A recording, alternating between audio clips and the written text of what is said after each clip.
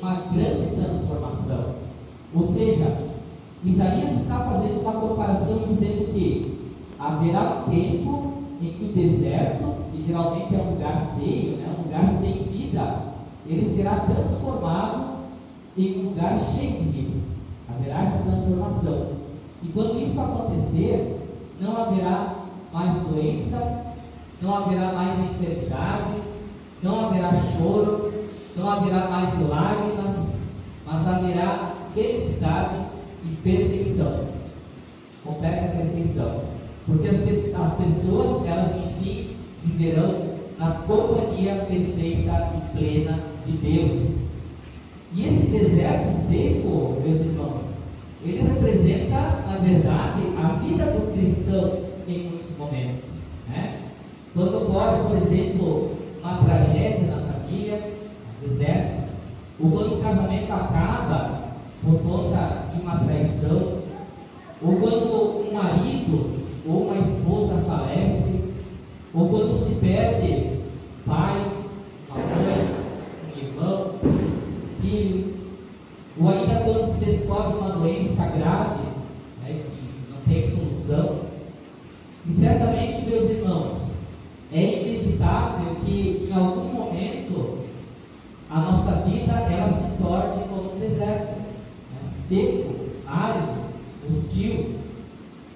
Quando Jesus andou por esse mundo, ele encontrou várias pessoas cuja vida era um deserto, pessoas que estavam sofrendo com doenças, com dificuldades, pessoas em que a sua vida não fazia sentido nenhum, e Jesus ajudou.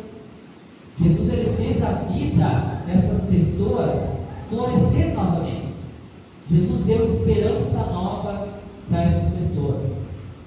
A verdade é que é certo, sempre quando Jesus entra na vida de alguém, uma transformação acontece na vida dessa pessoa.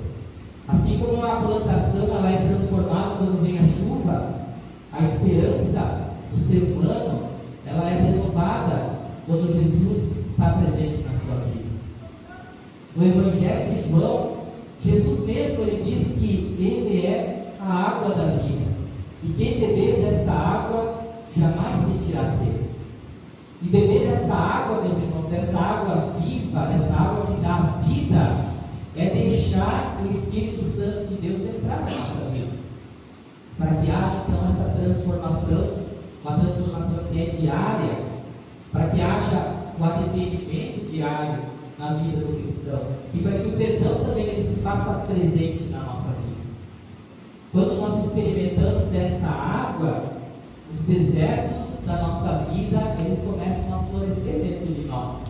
Nós começamos a sonhar, imaginar possibilidades, isso nos revigora a alma por completo.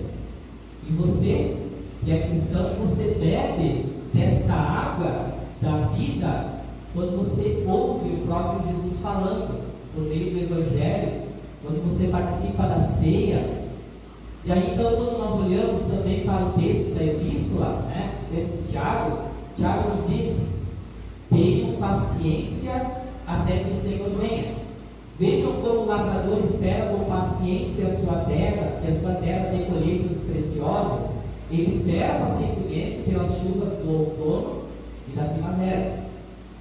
Ou seja, em meio às dificuldades da nossa vida, em meio a essas secas, esses desertos, essas tragédias, né, que acontecem na humanidade, Tiago ele pede para que nós tenhamos paciência, para que não desanimemos, mas que continuemos com fé, continuemos firmes na nossa caminhada de fé.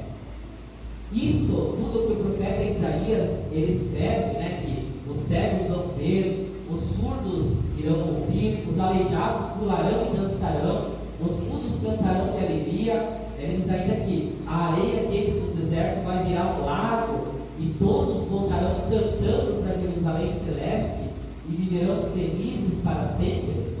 Isso tudo, meus irmãos, que Isaías relata e diz, começou já a se tornar realidade no dia que Jesus nasceu.